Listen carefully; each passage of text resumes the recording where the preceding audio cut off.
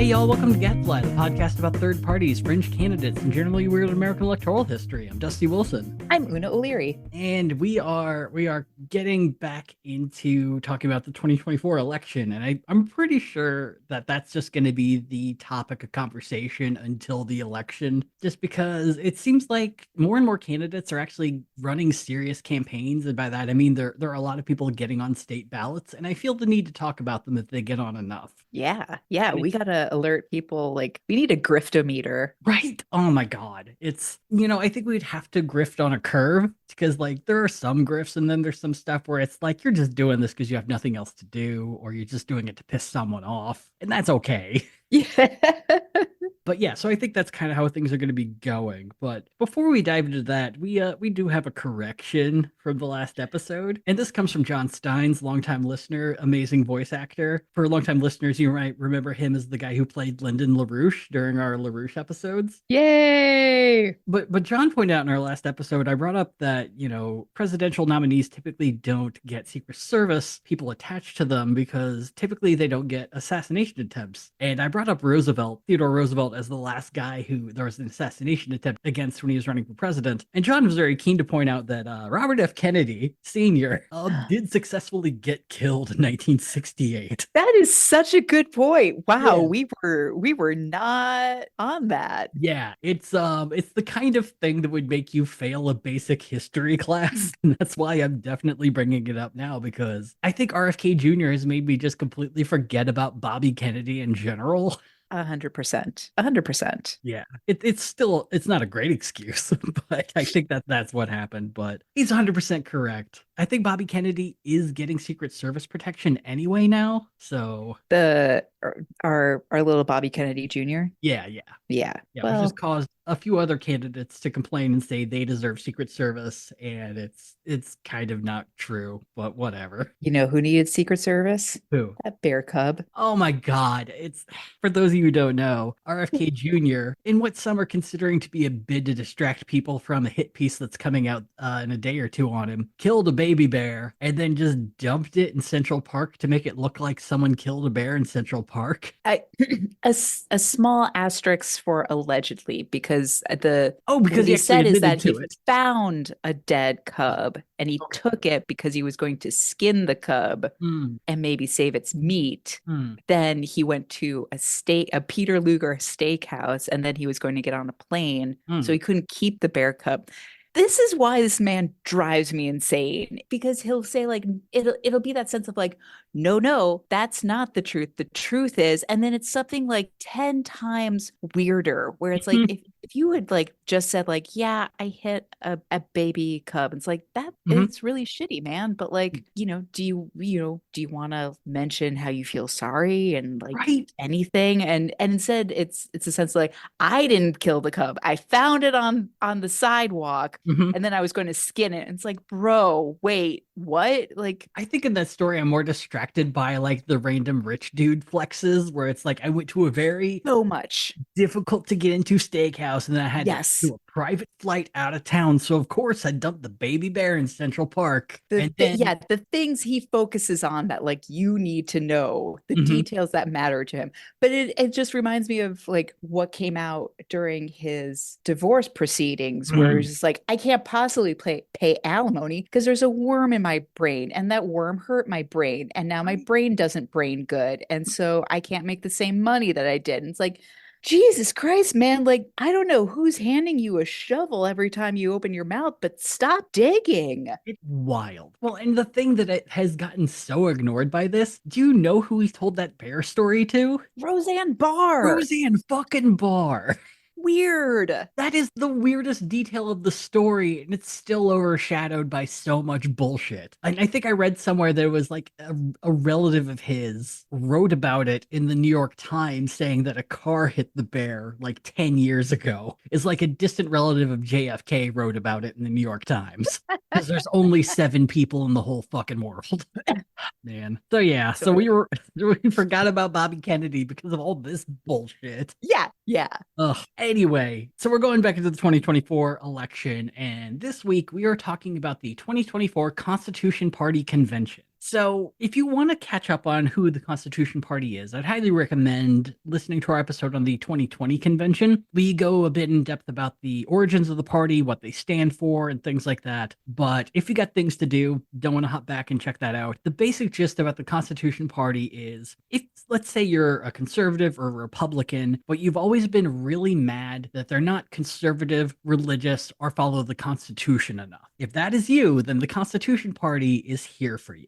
That said, they have been having a very rough time. So when we last left the Constitution Party, they nominated coal baron, felon, and manslaughterer Don Blankenship to be the presidential nominee. Yeah. So the one thing that Don did become famous for during his run is that he constantly referred to Senator Mitch McConnell as Cocaine Mitch. I'll give it to him. Like, Right. yeah. I mean, on the list of things that he has done or been accused of doing, Cocaine Mitch is a net positive for humanity. Absolutely. But, you know, that doesn't really translate to votes. Don ended up finishing 8th place with a little over 60,000 votes and oversaw the worst presidential result for the party since its first race in 1992. And to make things even worse, the party is borderline broke as of the end of May 2024. Ooh. At the end of the month, they have $14,731 on hand. It's never good when I have slightly more in my savings account than a major third party. Yeah, a political party should not have more money than during the best times of my life. Yeah, exactly. That's a bad sign. And so to say the least, the Constitution Party is kind of in a desperate need for a candidate that is both well-known and has universal appeal for potential hyper-conservative voters who don't like Donald Trump. And dare I say, I think they succeeded in doing just that. Hey. And while they did succeed, I will also say that they selected a real crackerjack asshole in the process by the good for them. by the name of Randall Terry. Now, I'll give this to Randall. He has not manslaughtered people in a mine. So he does have that going for him. All right. Now is probably a good time to also say massive trigger warning for this episode because the thing that Randall Terry becomes most associated with is the abortion movement. And he's not on the right side of history. So if that is going to be a difficult listen, bow out now. It's going to be just that conversation nonstop. Anyway, Randall Terry. So those of us still with us. Right. I love the idea that like the numbers of who listens fluctuates because people reach these points where we're about to talk about really awful people and are like, oh yeah, I gotta dip on this one. It's like you only had 30 listeners. It's like, right. Yeah, it's it's the downside of this podcast is there are going to be moments where we ignite the worst trauma that people have, and understandably, folks will not want to listen. Politics is personal. So Randall Terry was born in New York City in 1959 and was raised in the upstate city of Rochester, New York. Usually this is a time where I say a person's childhood was a mystery, but thanks to an article in Rolling Stone from 1989 by Francis Wilkerson, we actually get a glimpse into Randall's early life. Randy tells Francis that he was raised by a pair of secular public school teachers in a typical upper middle class home. He says his teenage years were spent smoking pot, listening to rock and roll, and alludes to engaging in premarital sex. So, being a teenager. All around a cool dude. Just rad as fuck. Just smoking weed, listening to, I don't know, that would have been the late 70s. He's listening to Deep Purple. Listening to Deep Purple, giving out handies or getting handies or in the back of someone's sprayed van. Getting handies while watching Star Wars. Yeah, the best. If only I had pot, this would be perfect. What was atypical about his time being a teenager is that just before he graduated from high school, he dropped out and spent 4 months hitchhiking from Rochester, New York to Galveston, Texas. No one really knows why he dropped out because he was going to graduate. His grades were fine, but he just decided to drop out and go on like a self-discovery quest for 4 months. A spiritual quest to Galveston, Texas. The sort of thing that if any other person, especially woman, had done at that time would have resulted in this being a true crime podcast. Yeah, absolutely. So during the trip, Randy would get high and talk about God with whomever he was traveling with, alluding that he was was on a constant search for religious understanding, which also you're high. That's what you fucking do. You get high, you talk and or meet God, and then you move on. Right. Your frontal lobe is still forming. Yes, yes. He returned to Rochester, and shortly after, he went all in on becoming a born again Christian. Now, I think we've all known potheads like this when we've grown up. I think most of us have an average of meeting one person like that. And dare I say, they're usually the worst people. I don't know if you've had personal experiences with born again potheads. No, I ended up having more the opposite experience where like really, really uptight type A girls, often on gymnastics team, like all of a sudden just cracked, realized they were gay and like, or got really into goth and, or both sometimes. But it was Amazing, just like, honestly. yeah, it was just I was not like, expecting that turn, and that's awesome. yeah, like a hard line into just alternative lifestyle living and experience. And it's like, where, wow, like I kind of wish, I'm so glad you found yourself in this way. I kind of wish it had happened earlier, and I Right, probably would have been less mean about you right, behind your back for being just right, like really uptight and a gymnast. right. It's But that's my own insecurities. That's not on you. exactly. Yeah, that's what adulthood is for, is Yeah. realizing mistakes and owning up to them on a podcast. Yeah.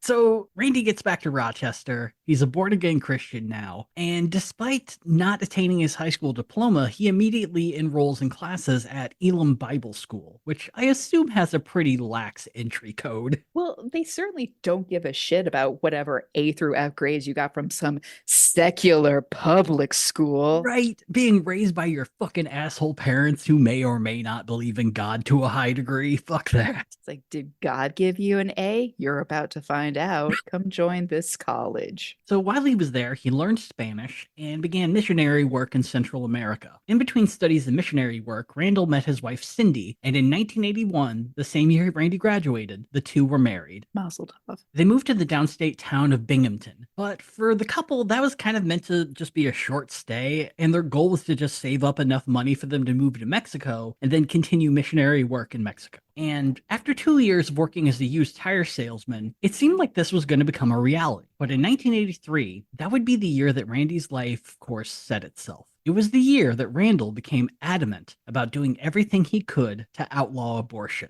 I mean, everyone needs a hobby, am I right? Wait, can we back up? Yeah, He's a used he is a tire, used tire salesman. a used tire salesman. Yeah, This is God's plan. yeah, is you're going to sell used tires, a thing that sounds very much like a scam. It yeah, it sounds not great. Yeah. Mhm, Why? Wait, mhm. if I'm buying tires, I would like them new, please. I feel Yeah. like that's the whole point. I mean, look, I've had my fair share of flat tires when I had little to no money, so I understand the appeal of cheaper used tires. Fair. Yes, But absolutely. at the same hand, it's the same thing. If I don't trust the person who I'm buying them from, fuck no, give me the new ones. Put them on my card. I will go into debt collections for these tires. It feels a little bit like secondhand child car seats. Like, Mm. yeah, it's cheaper, but there's a reason the government really says to buy new. Right, right. So nowadays, I think it's really important to kind of look at, abortion nowadays in America compared to what abortion was like in 1983. So it's a bit of a hot button issue, and things have obviously changed quite a lot now that Roe v. Wade has been overturned, and 14 states have now made the practice full on illegal. But in 1983, the issue was just as controversial to discuss, but it was also the year that Roe v. Wade and Doe v. Bolton were celebrating their 10th anniversary. Hell yeah. So Roe v. Wade didn't make all of abortion legal. The finding allowed abortion up to the first trimester, but states could then keep abortion illegal after 12 weeks. A similar case from the same year, Doe v. Bolton, would also forbid states from banning abortion at any trimester if the health of the mother was at risk.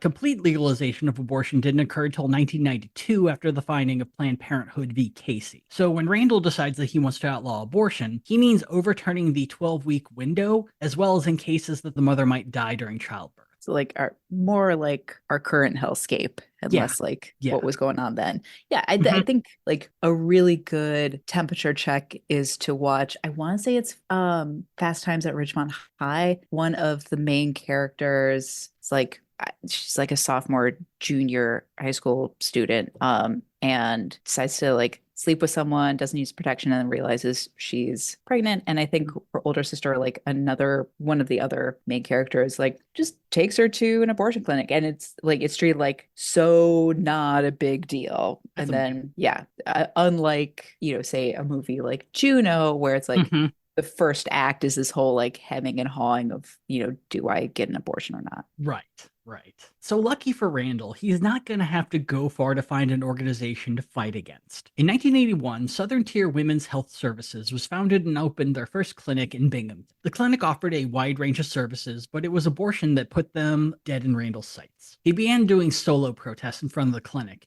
and at times was joined by Cindy. Peg Johnson, the founder of Southern Tier, told Rolling Stone that Randy's main form of protest involved following patients from the sidewalk to the front door while telling them of the evils of abortion. According to Johnson, quote, he wasn't satisfied until a patient was reduced to tears. Ah, Randall referred to this aggressive form of harassment as, quote, sidewalk counseling. oh God. What a Yeah, miserable SOB. yeah. At this time, he's like 23, 24. He's not. Yeah. Oh, So during this time, Randy did have to keep working. He couldn't make getting rid of abortion his full-time job. But he did end up getting a kind of promotion going from selling used tires to used cars. that makes sense. I mean, that is a Right. sensible used thing to sell. Yeah. Yes, everyone is familiar with It it. definitively feels less shady. Yes. So while Randy's at work, he's making Cindy, and Cindy probably wanted to, go out and protest at the Binghamton Clinic for 40 hours a week, making it her full-time unpaid job. Ugh. In Oh, and then response, she would have to come home and still cook dinner. Come oh, on now. yes. I mean, I think it's very clear what gender roles exist within this house, Yeah. and it's gonna get worse. In response, Southern Tier hired escorts to protect patients from the Terrys, and the Terrys responded by telling their church and getting more people to come out and protest with them. This led to the founding of Randy's first organization, Project Life, and the whole goal of the group was to get Southern Tier Women's Health Services shut down and kicked out of Binghamton. In 1984, Project Life became a regular fixture in the front of the clinic. Their protests often led to the clinic calling the police to get them to stop harassing patients, but this never resulted in arrests or any legal discipline because, I don't know, the cops maybe have a bias towards, I don't know, certain ideals, maybe. Baby, yeah, baby. It's like, sir, yeah, fuck. Yeah. So the cops would come out and be like, guys, you really have to stop this. But it's also a small town, so I doubt they're getting called out for much. So it's probably more just an annoyance, if anything. But emboldened by the fact that they never got arrested, Project Life opened a crisis pregnancy center down the block from the clinic. Boo. For those unfamiliar, I'm sorry to ruin an extra part of your life, but crisis pregnancy centers are fraudulent clinics run by anti-choice groups that trick people into thinking they offer pregnancy care and advice. During my time working Yep. for NowPow, I became very clear with a lot of tactics that these companies use, mainly that they keep their bottom line low by not hiring anyone with a medical background. Oh my God. They just teach people how to use an ultrasound and how to do a pregnancy test, which everyone can do. Yeah, it's peeing on a stick. Yes, they give very one-sided advice. It doesn't have to be medically accurate. You don't have to have any sort of medical education to know what you're talking about. You just know how to play on someone's fear or Mhm. prey on someone's fear. The goal of these places is often to get people to keep their pregnancy active until after the deadline that abortion is allowed. And after that, you just kind of quit paying any attention to them. You could just completely ignore people at that point. Probably one of the worst things I've heard is that there are organizations that offer free diapers and baby clothes, which are frustratingly difficult to come by. I think everyone assumes that free diapers are a thing you can get anywhere, when there are a lot of people who will run diaper drives, but there's typically only one organization in any community that's actually giving them out. So these are very high demand, high quality items that people need. And then the second the baby is had, total communication shut down, and you're stuck with the baby. No free diapers, no baby food, no clothes. They have achieved their goal, and you can fuck right off. Wow, they're really the living embodiment of a lot of Project 2025. Yeah, it's that whole George Carlin bit where it's just like, before you're born, we'll do anything to keep you alive. After you're born, go fuck yourself. Yeah, and so the Terry started one of those just a couple blocks away from the Binghamton Clinic. So on top of adding this, Project Life is also now performing nightly candlelight vigils at the clinic as well. This is so weird. weird, like Hmm. just creepy and weird and like So a lot of what Randy does at this time, I have to give a huge shout out to George Bassler of the Press and Sun Times Bulletin of Binghamton, because he was pretty much the one person covering Randy during this entire period of his life. And if it nice. wasn't for George, we'd have no clue about this. Ah. So by August of 1985, the local police had finally been called enough times to at least give Randall and his group a formal warning. It only took 2 years, but by gum, they did it. What really crossed the line this time was that Randy and his group had grown dissatisfied with mere protests at the clinic. This time, they stalked a pair of employees of the clinic. One was a regular employee of the clinic who they stalked to her home. The other was a visiting doctor who they stalked to a diner and then to his home. Oh God. And they held pickets at both homes, but also drove hearses by the homes, followed by fake funeral processions. Just, normal behavior. And while they were busy upping their tactics against Southern Tier, Randall expanded their protests to a pair of local hospitals run by United Health Services. So the issue was that both of these hospitals had an abortion policy in line with the rulings of Roe and Doe, predominantly with if a woman's life is at risk during pregnancy, they will give an abortion during that. But like all hospital chains, you can't just go in and request abortion services. There are specific clinics you go to. Mhm. But the fact that they were even doing medically necessary abortions still meant that Randall would show up to these full tilt hospitals and protest. Which gets like infinitely more psychotic when you realize like if these abortions are happening at, second and third trimester, Mhm, generally the case is that these are very wanted children mhm. that are not viable and now damaging the mother. And it's just heartbreaking for the entire family. 100%. I don't know. I was trying to think this over, but it feels like people who are just constantly on the search for something that's very easy for them to understand, whether it's true or not. Mhm. But it's just this sort of hardline thinking that just completely ignores the life of someone who's already alive. Right, right. Well, Christianity's not been great about women, female lives in general. True. Yeah. The most important thing too is that with this of supplying abortions to women who are at risk of dying in childbirth is that these aren't the sort of things that can actually be performed at abortion clinics. Once it gets to that point, you have to go to a hospital for this sort of thing to be done. Right, because you're at risk of dying. Right, right. And but Project Life doesn't give a shit about this. They're still doing abortions, so they start protesting these huge hospitals. And while the protest against Southern Tier had only been attended by members of their own organization, a protest against a national hospital chain was enough to bring in 30 local churches into the movement within a month. Oh, I thought you were going to say, bring in the police. You'd really fucking think, but no. The increased pressure caused UHS to officially tighten up their official abortion policy by December. And by that, I mean actually just write down what their policy was. And that, yeah, we just do abortions when women's lives are at risk. And that is it. We're not doing like first trimester abortions for anyone who walks in. And they just had to put what they did on paper. It's what their policy had always been, but it was more than enough for Project Life to say, we have defeated the hospital system and we have won. Yeah, except it's so frustrating because like I would love for these motherfuckers to get, a few rubber bullets and some tear gas, a Right. la anyone protesting for their own basic rights. Yep. But these same motherfuckers are just get so drunk on martyrism that it Uh-huh. wouldn't help in the long Oh run. no. They just No. like they would turn that to they'd be psyched about it. Look, I know you're predicting the second half of this episode very fucking Oh, well, but oh, Dusty. you're 100% right. It's like the whole martyrdom complex of these people who I'm sure would very unironically say they're the most persecuted sect of people in America, despite the fact that you have an entire political party who agrees with you and are members of the most predominant religion in the country. Yeah. And, it's just you're coming up against people who disagree with you. And that is more than enough for these people to feel like martyrs. But hey, it's a win. Project Life, 1 win, 0 losses. Fucking deal with it.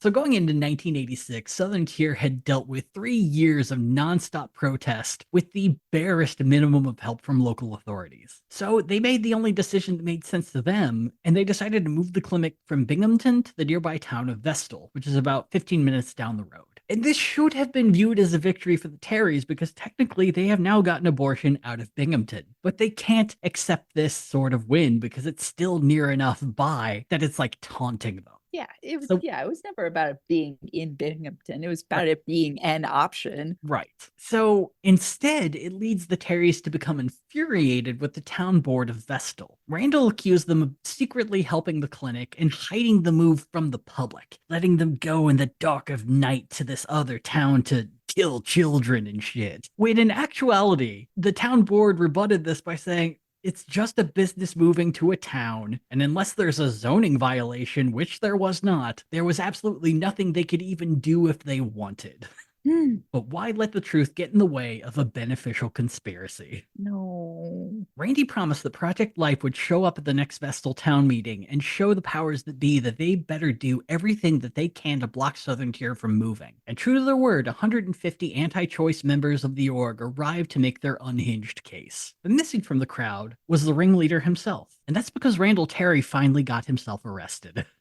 Yay! On the morning of January 8th, 1985, Randall and 6 other members of Project Life stormed into Southern Tier Women's Services in Binghamton, walked into their operating room, and chained themselves to a sink and tape. The cops arrived with bolt cutters and had to physically drag 6 of the 7 protesters into a waiting van. Randall was charged with criminal trespass and resisting arrest. The 7 were released very shortly thereafter and made their way to the town of Vestal meeting and were greeted with a standing ovation by the anti-abortion crowd. Now it's actual martyrdom now. We had to spend 8 minutes in a jail, like Daniel with the lions. He had to pay a fee to get away from the lions. Yeah, start singing Black Southern freedom hymnals with absolutely no irony or understanding of what is going on. No, Dusty, don't. Look, Cassandra, I mean, we'll eventually get, we'll see if you're right or not. God damn it. So the meeting ended with the town board once again refusing to break the law to stop Southern Tier from moving into Vestal. But Randall succeeded in lighting an absolute tinderbox in the community. 3 days after the arrests and town meeting, Southern Tier received a letter from a group calling themselves the National Bible Christians Against Abortion. And the letter said the group had placed, quote, undetectable bombs at the Binghamton Clinic, the future Vestal Clinic, and in all the homes of the Southern Tier employees, and promised to detonate them unless they all shut down immediately. Brandy, the local police bomb-sniffing dog, did not find any explosives, which does make sense because they did say they were, quote, untraceable. Yeah, I don't believe that they actually put him down, but like at that point, like, no, you're going to jail. You're a terrorist group. Like my usual problem with American style Christianity, let's say, like, is I don't even want to like call it like wrap it with the Protestants because a lot of like trad cats are now getting insane. But my problem with them is that generally they are Philistine. They're the Romans acting like they're the Christians. But when no, you're a terrorist group. Right. You're just a straight up terrorist group. You're talking about placing bombs under buildings. Yeah. Someone read to you the Bible's greatest hits and then selectively chose like 8 parts of Leviticus and Deuteronomy, and now you're a fucking murderer. Yeah. So this group ends up sending a second letter and another bomb threat. And in this letter, the organization claimed to be based in Binghamton. But cops immediately ruled out Randall Terry or Project Life being involved. And this is because, quote, the letter sounded less stable than how Terry presented himself. Yeah, maybe 6 months ago, Terry, but like today, Terry has been leveling up consistently because you guys keep letting him get away with shit. Right. Now, I would kind of agree. This doesn't really flow with how Randy works at all. That said, I think it's very easy to see, say, using Twitter, that people do very much have an outside and inside voice. So, beautiful way to put it. Who knows? Because the police never found out who ran this group, and after 2 letters were sent, they just completely disappeared. Also, the FBI tried to figure out who these people were, and the closest they got was in the second letter, the National Bible Christians Against Abortion claimed to have a membership that was all over the age of 25, were all members of recognized churches, and were 100% white. Oh boy. Yeah, I feel like at that point, suddenly like the FBI alerts are just going off the chain. Yeah, it's like we got another hate group. Put it on the board.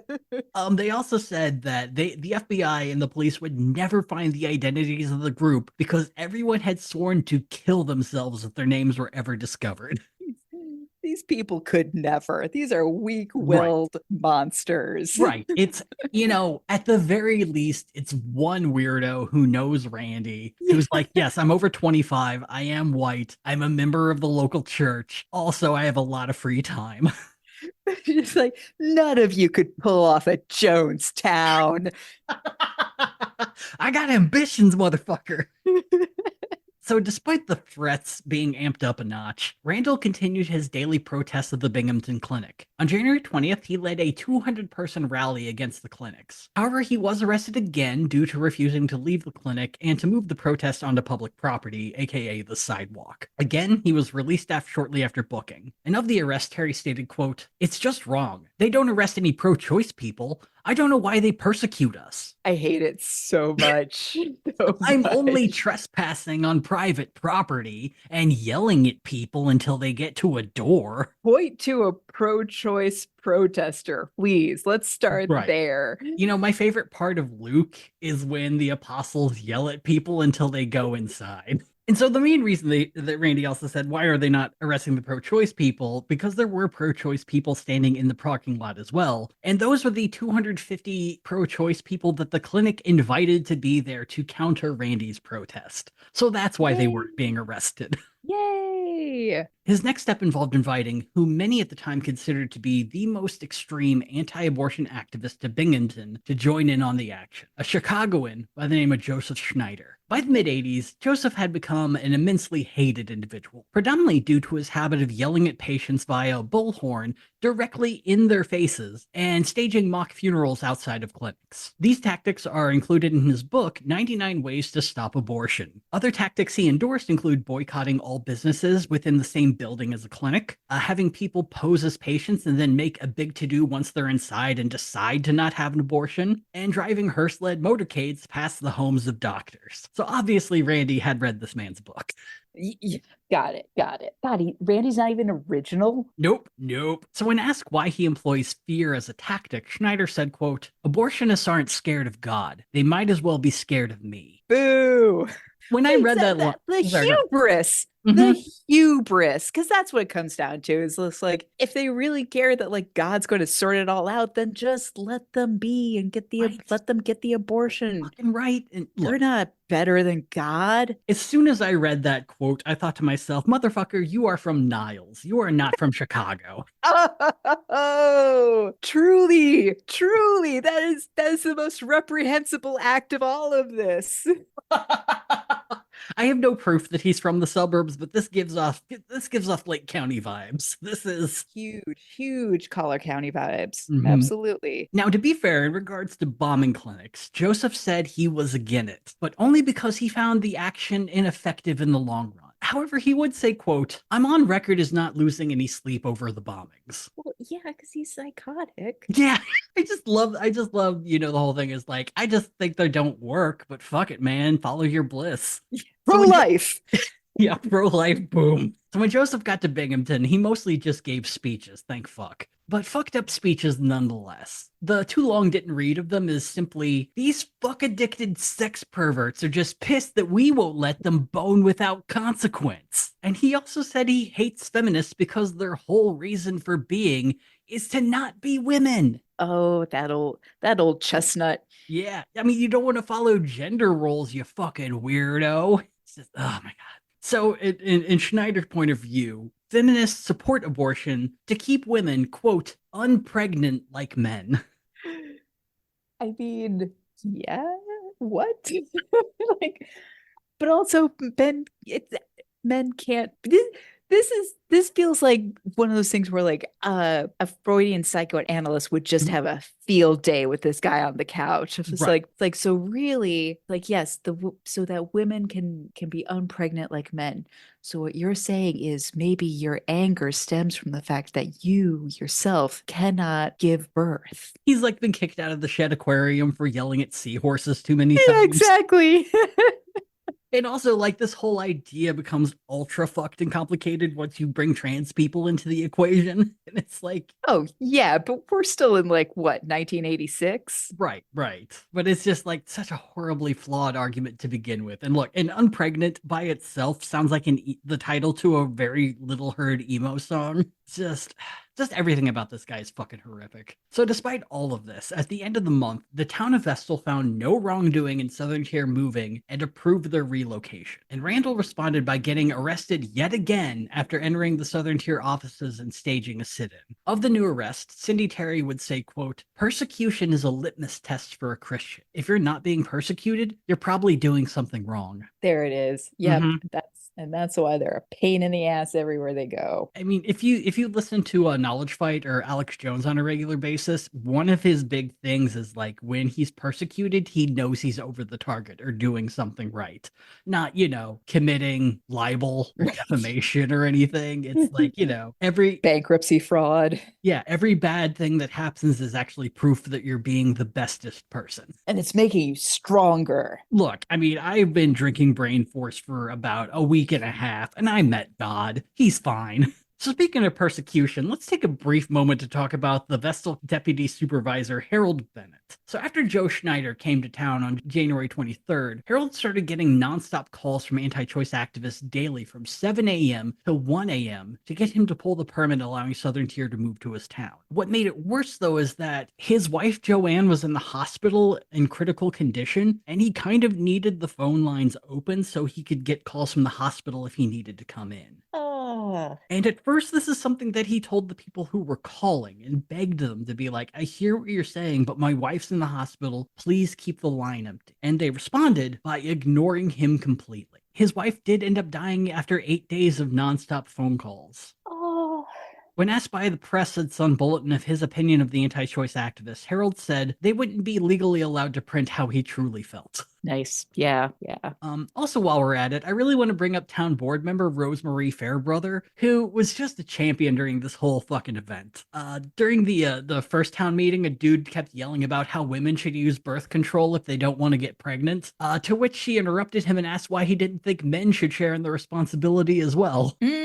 Yes, queen. Another time she said she was getting yelled at was just part of the job, and she accepted that sometimes people just need to vent and get it out. But that since Randall Terry started his campaign, things had become emotionally untenable. But getting back to Randall, in the spring of 1986, he finally went to court for his first trespassing and resisting arrest charges. After a one-day trial and a very short jury deliberation, he was found guilty, which meant that he was fined $60, was placed on probation for a year, in order not to enter the premises of the Binghamton Clinic, which would actually only be open for a couple more weeks before they moved to Vestal. And then did that charge transfer to the new place, It or did not. It only stayed for the Binghamton Clinic. This is bullshit. Also, 60, like, this is the lightest slap on the wrist. It would have been, in modern monies, $143.33. Yeah, that's nothing. Yeah. So yeah, it was a very lenient sentence, but it's a first time conviction. It is what it is. I'm sure judges,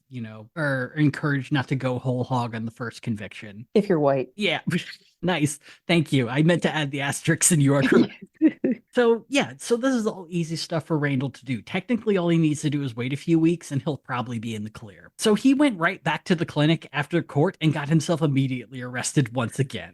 Send his ass to jail. This meant now Randall was subject to a maximum sentence for criminal trespass, which is a $1,000 fine and a 1 year in prison. And employees at the clinic said it was very obvious that the only reason Randall was there was to get arrested again. Great. Fuck around and find out. Let's do this. Terry would state that he and his wife knew it was inevitable that he'd end up in jail one day. And why is that? Was Jesus in jail? Is that why? Look, he's given the judge a safety word, and until he gives that, he has to just go to jail. It's the only way. Straight to jail. The thing, though, is the breaking of his probation isn't what would put him in prison for the first time. Instead, it was his refusal to pay the $60 fine. What? Yeah, Randall just absolutely refused to pay because paying the fine is an admission of guilt, and he's not going to do it. He's guilty. But it no. is an admission of guilt. But he's not. Oh, I cannot with this dude. So the judge releases the bench warrant And Randall spends 10 days in jail, or at least until he finally pays the $60. And this ended up becoming something that's a very common theme of Randall's life. He didn't pay the fine, but an anonymous supporter pays the fine on his behalf after 10 days. And he's like, yeah. Fucking tithing. God damn it. God fucking damn it. So between this time in jail and summer, Randy He would have managed to, to write his own Mein Kampf. oh my God, in 10 days. So between his time in jail and the summer, Randy would have to go to court a few more times. One was because of stalking and harassing that visiting doctor that we talked about, Mhm. which he was found guilty of that, fined $75, and put on a different set of probation yet again. I don't know how probation works, if it like stacks on top of each other, because he Yeah, do didn't violate probations mean a jail time? I don't know. yeah, because like he wasn't on probation when he stalked and harassed that doctor. So like I don't yeah. So he's at least on double public probation at this point. The Like next a court like a frat house in the yes. 60s from Yes. like Animal House. Great, Yes. You great. owe Yeah, this is $135 meaningful. and are on double public probation. The next court case covered his other trespassing arrests and resulted in more guilty verdicts. But due to his previous court cases, the punishment this time was elevated to 60 days in prison, of which he served 22. And this is because by this point, Cindy was pregnant. And the judge wanted to be sure that Randall was out in time to be there for when Cindy gave birth. No, no, he doesn't get that, Sorry, that I'm sorry, courtesy. Fiona. Yeah, yeah, it's like You're fucking kidding me? I mean, this feels very white person 1980s judge coded, where it's like, It's yeah. Oh, yeah, it definitely is. you would spend 3 weeks in county jail. Get out, you rascal. Welcome your child to the world. I'm sure you'll be a great father. So the funny thing is, just days before Cindy actually was set to give birth, both Randy and Cindy were found guilty of disorderly conduct. This came from a protest at the Vestal Clinic where the Terrys and other members of the Project Life group parked their cars in front of the clinic's entryway and filled out their parking lot. And at this trial, jail time was requested, and Randy called the whole thing, quote, a mockery. However, Cindy would not be given jail time at this moment because the judge is like, you are almost giving birth right now, and putting you in jail would be a very bad idea. To which she very, very calmly retorted that you don't care about babies. And Bam. yeah, and he still didn't give her jail time. But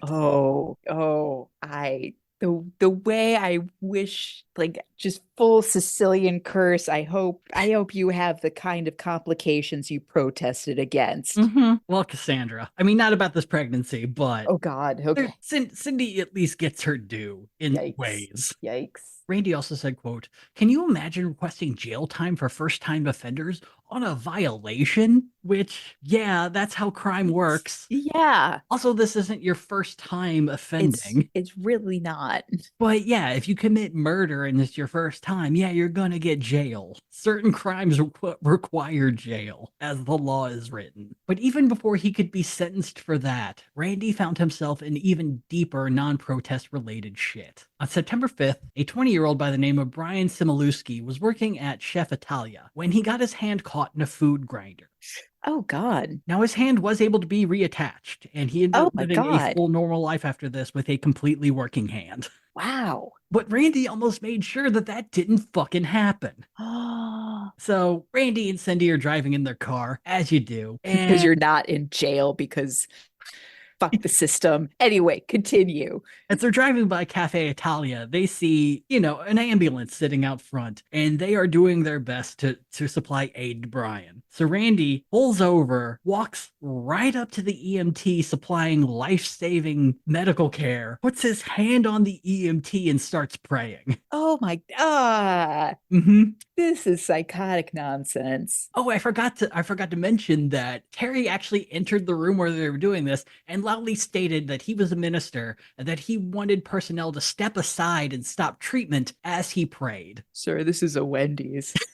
So emergency personnel ordered Terry to step aside and not interfere with treatment as it was critical, and Terry would not step aside, took hold of Brian, and had to be pushed out of the way. Wow. Terry denied this and said that he merely put his hand on the medic's shoulder and prayed aloud. He claimed he only did this for 15 seconds and that if any other minister had done this, it wouldn't have been a big deal. No other minister would do this, bro.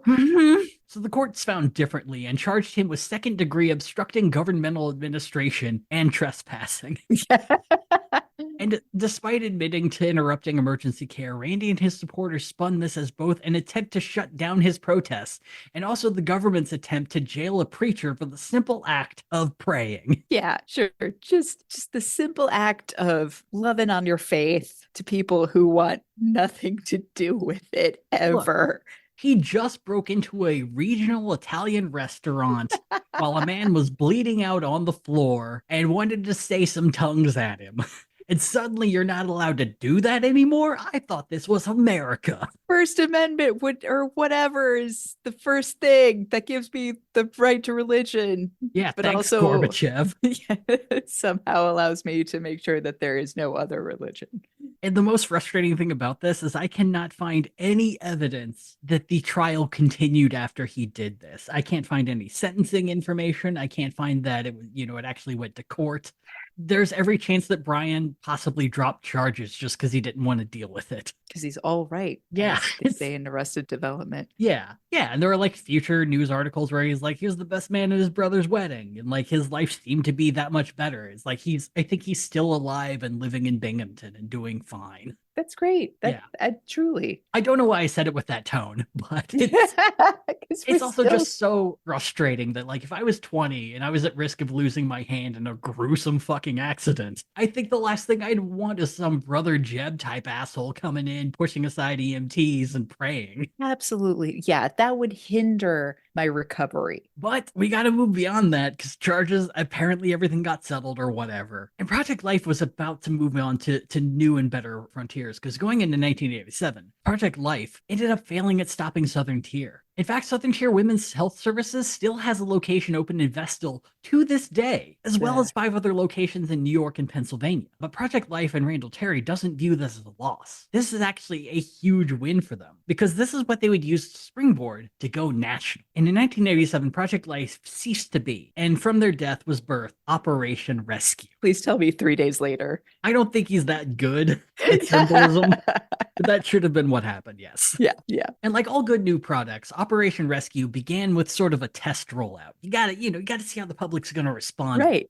Throw it in beta. In November of 1987, Randall called on his new coalition to meet at the Cherry Hill Women's Center in Cherry Hill, New Jersey. Choosing this particular clinic was a bit of a controversial choice because the clinic had been firebombed about 2 years prior. They had been forced to close for 6 months, and no one ever found out who did it. Wow. But hey, why let a little thing like domestic terrorism shut down a quickly planned rollout?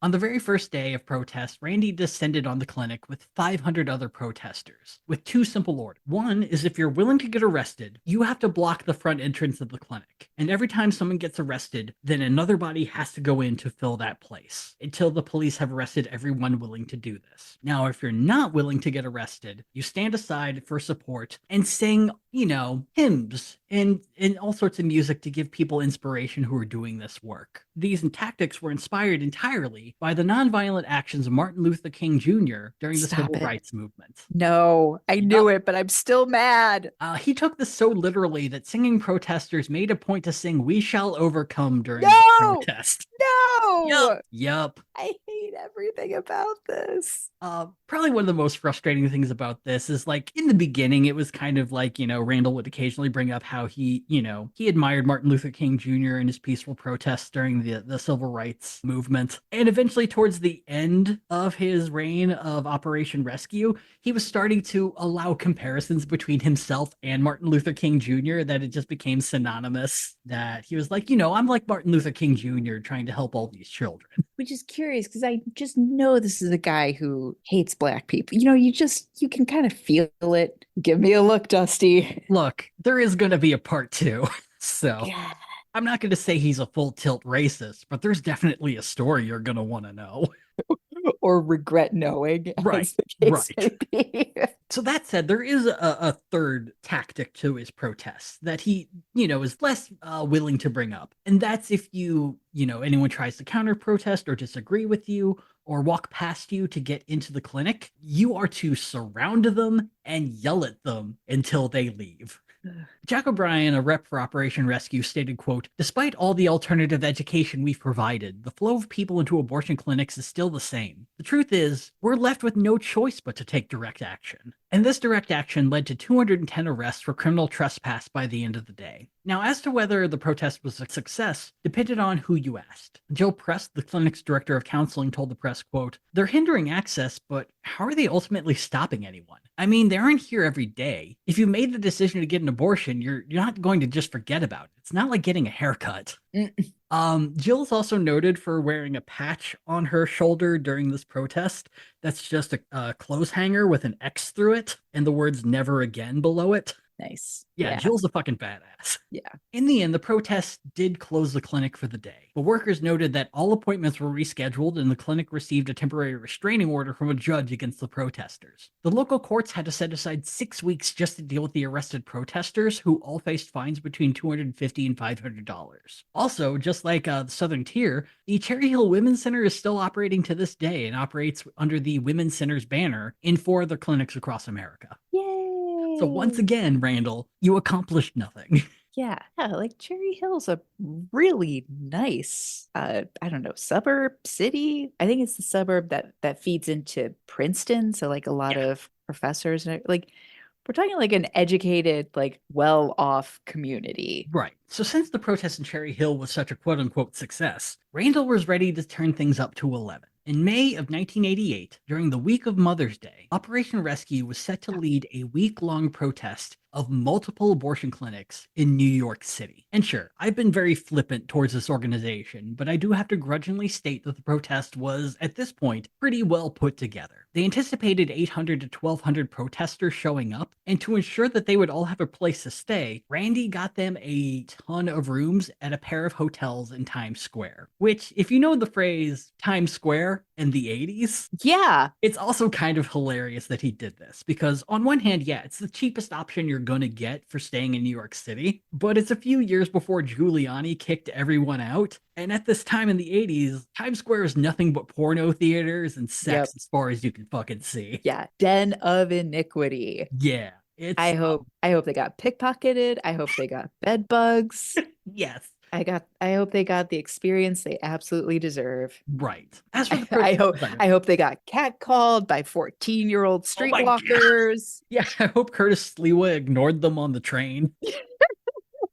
So as for the protest itself, the stated goal was for protesters to get sent to various clinics across the 5 boroughs of Manhattan, Brooklyn, Queens, the Bronx, and Staten Island. The actual clinics that they would be protesting, though, would remain a secret until the day they were sent there. The choice of New York City was a mix of being, quote, the abortion capital where abortion got its roots way back in the 1960s, and because it's where all the media is headquartered. You're right. Yeah.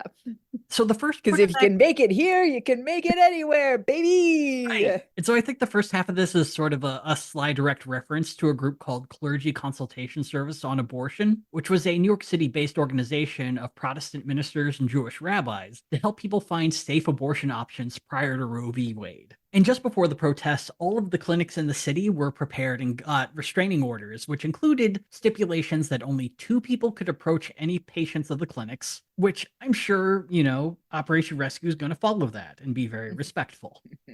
On the early morning of May 3rd, Terry's army of anti-choice protesters got their first marching orders, and they were sent from Times Square to the Upper East Side office of Dr. Herbert Schwartz. I think the reason that they chose his office is that he was mainly known for putting up advertisements for abortion services in the subways. So I think that's like, They literally just knew it, and then there was an address attached. It's like in your fucking face, they're insulting you. So of course we're just going to go to this office. And, going from Times Square to the Upper East Side, if it's a bunch of people from out of town, it's not the biggest ask. I couldn't tell you what train you had to take nowadays, but, I think it's just a train that will get you up there eventually. Yeah. The queue was not extended into the Upper East Side, but, Thank you. Like 2006 or something. Right. Anyway. I was trying so hard to find subway maps from the 1980s at the time so I could really go all in on how easy it would be to get there. But Alas, it does not exist, or at least I couldn't find it.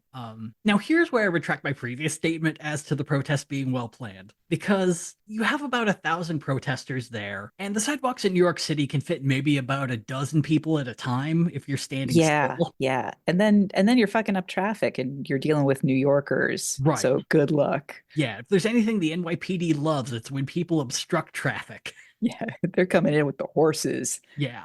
So, if you play your cards right and you do things well, you can maybe send like 100 people to 10 different clinics, and you could you could cause a lot of chaos doing just that. But Randy doesn't do that. He sends every single protester who came into town to the Upper East Side to this clinic, and it ended up being 503 people who were sent to this clinic. Good Lord. It probably would have been more, but it is reported that about 100 of them got lost on the subway and didn't make it. Yes, yeah, they took the express. They got off in Queens.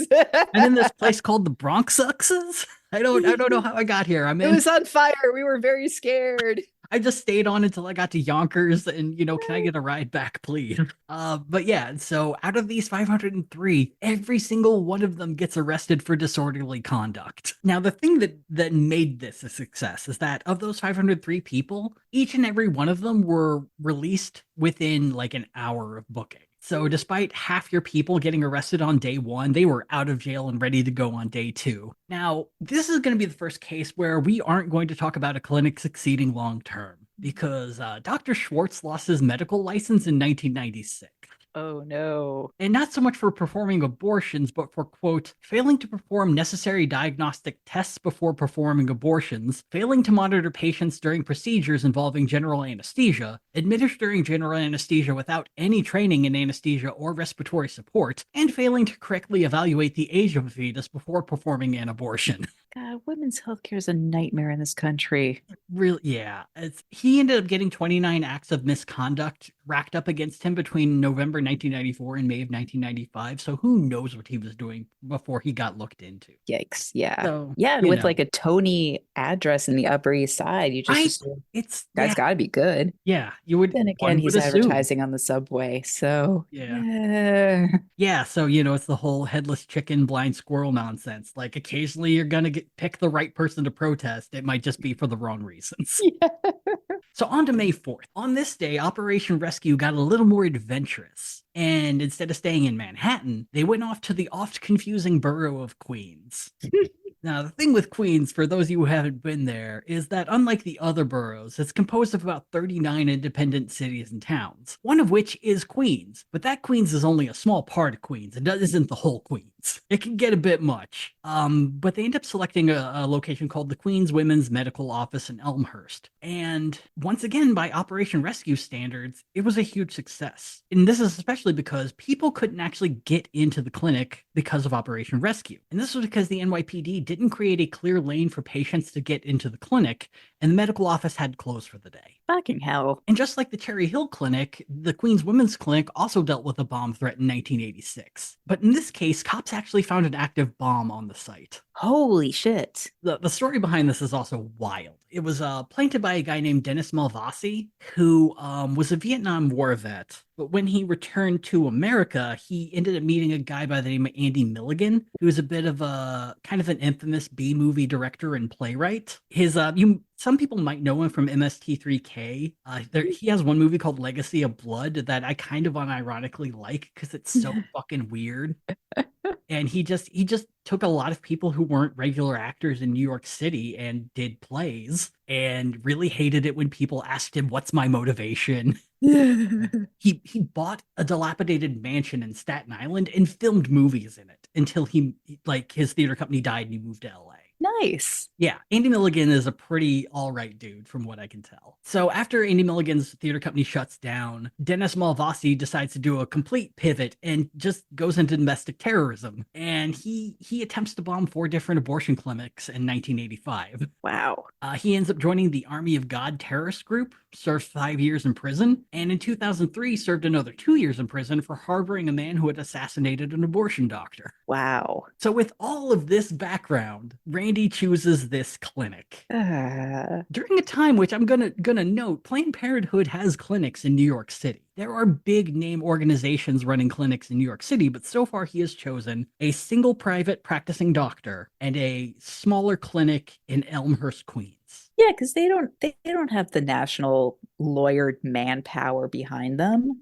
Pro-choice activists also noted at this protest in Queens that the cops seemed more interested in pushing the pro-choice people away than the anti-choice folks, and two Yeah, pro-choice activists were arrested during this time. come on. Now, on the other side, the NYPD did arrest 422 anti-choice people for, once again, criminal trespass. This time, though, Randall would find himself amongst the arrested, but it wasn't for criminal trespass. Rather, he was sent to federal court to decide if he was in contempt of court for violating the main citywide restraining order that all the clinics had gotten. And the choice of it being a federal court was actually requested by Randy. Judge Robert Ward quickly found that Terry was in violation of the restraining order and that he would be fined $25,000 a day for as long as they continued violating the restraining order. That said, Ward did refuse to find Randy in contempt of court, though. But he did add an extra detail to make sure that Randy actually took things seriously this time. Any fines collected by the federal government would be given to the organization that requested the restraining order to begin with, the National Organization of Women. Yes. Ooh, So this is delicious. so I think this is the main reason that Randy changed tact a little bit. Because on May 3rd, he ends up going out to Long Island. Instead of keeping their focus on the five boroughs, Randy sends people to the Bill Baird Institute in Hempstead, which is a city in Nassau County, which is essentially the suburbs of New York towards the east. Yeah, the nice Um, ones too. and first things first, this is a crazy fucking ask for out of towners. If people are getting lost going from Times Square to the Upper East Side, You want them to get on the LIRR? yeah, it's the only way to fucking get out. The only way I saw to get out to Hempstead, and this is in modern times, so who knows what it was in the late fucking 80s, is to take a bus, get on the LIRR, and then take another suburb bus, which you probably don't have passes for because it's probably a whole different fucking system, and then you end up at the clinic. And that's the Getting thing. It's not fresh attitude from every bus driver along the way. Yeah, yeah. The second thing that's really fucked up about this is that the Bill Baird Institute is not an abortion clinic. It's a nonprofit organization that gives out recommendations to people on where to go to get abortions. So you're not going to an abortion clinic, you're asking people to go way out in the fucking burbs. And because of this, only 15 anti-choice protesters arrived in Hempstead, and they were outnumbered by 30 pro-choice activists. Yay. And this is the first Suck it, admitted losers. and this is the first admitted failure of the week. But in light of this, the group promised a huge protest was to come on May 7th at a mystery location. Sadly, I do have to give them props because on May 6th, they went back out to Nassau County again, this time to a clinic in Hicksville. And Hicksville is a lot more straightforward to get to than Hempstead because it is just like you hop on the LIRR and then you're there. And the numbers showed 400 people were arrested and brought the protest back on track. And once again, since he was outside the five boroughs, he wasn't going to be fined. Incredible. What an asshole. And finally, it's May 7th, the very last day, the promised huge protest. And with a whole city of clinics to choose from, they chose to return to the Upper East Side office of Dr. Schwartz. Seriously? Yeah, they're just going back to where they've already been. And if this was meant to be a huge protest to close out the weeks, the numbers did not show that. There were fewer attendees, only 320 people got arrested, and to make things worse, by this point the NYPD was sick of their shit. Yeah. They started protesting at 7:30, and the NYPD had them all arrested shortly after morning rush hour. Wow. And like I said, it's really, really odd that they focused on much smaller clinics instead of going after Planned Parenthood. And it kind of just seems like, I don't know, coward and bully tactics. But in total, Operation Rescue had racked up 1,600 arrests and $50,000 in federal fines. And they were crowing about this as a huge success. And when asked for a quote, the National Organization for Women said, quote, "I don't see that anything changed. New York is a very pro-choice town." So, you know, a massive success. But what in the world could possibly top 5 days of ultimately ineffective protest? Now, technically, the answer would be a huge protest they planned in Philadelphia 2 months later. The plan was a one-day protest at a clinic in Paoli, which is a suburb of Philadelphia, and Randall estimated about 2,000 people were going to show up. In actuality, 500 people showed up and only 70 were arrested. But if you're trying to build on something, you know, and you predict a couple thousand people, that's not a great sum. But lucky for Operation Rescue, they were about to stumble over their dick into a huge national bit of attention. They were planning protests in Atlanta, Georgia. Now, they were going to be during the week of the 1988 Democratic National Convention. Oh boy. And I will say it didn't go great. They protested and about 100 people got arrested, but it was kind of overshadowed by a large number of protests that happened at the same time, including a protest that turned violent that was between supporters of Jesse Jackson and some Klan adjacent individuals.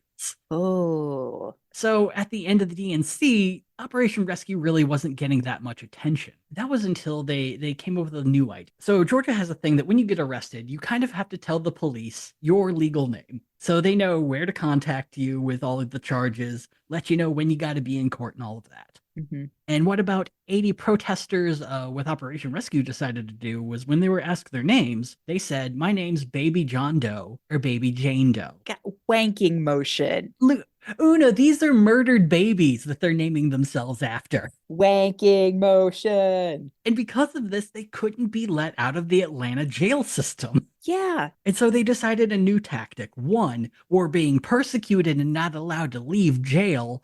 And two, we are going to clog up the Atlanta jail system, which we will talk about next time, Ah! where we will discuss Randall's high point, his fame destroying low point, his shift into running for political office, and I'm so sorry, his 2003 country blues album, Dark Sunglasses Day. Oh boy. Yeah, that oh boy is correct. We'll get to it. But yeah, comments, critiques. Thank you for reminding me just how much I loathe God bothering Jesus whisperers. Wow. Yeah. Wow. Just the amount of hypocrisy that it's so thick and ripe and you could cut it with a knife. I hate it so much. Yeah, and to think that during this entire time, Randall's in his 20s. He's like still young and full of energy. He still has places to go with this. Which is fascinating because in my mind, I keep picturing like a slightly salt and peppery 40-year-old. Right. But it's not. No, it's a No. young spring chicken. Yeah, he's a young An idiot. used car salesman, just Yeah. following what God / his own psyche told him to do. The ego. Oh. It's a lot. It's a lot. And also, I mean, just the sheer ego of looking at the things that he has done and not finding a single victory in any of it.